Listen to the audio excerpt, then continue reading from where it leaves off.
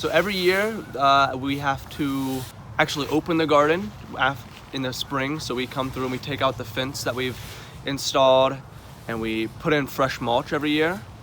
And then throughout the spring and summer, we come back a few times and we make sure there's no weeds that are growing or invasive species that are taking over.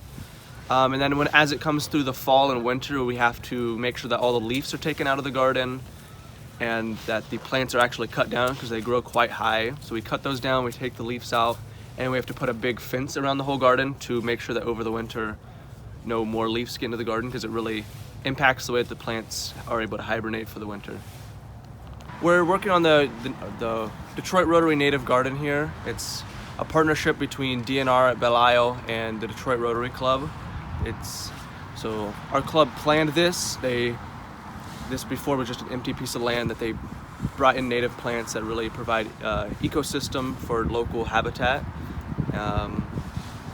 It's really important to have the native plants because it helps combat climate change and the impact that invasive species have on the region. All right. So overall, we did really well today. We had a slight issue. We didn't have zip ties, and we had some bushes that we'll have to come back to and trim those back. We kind of had to just go over them.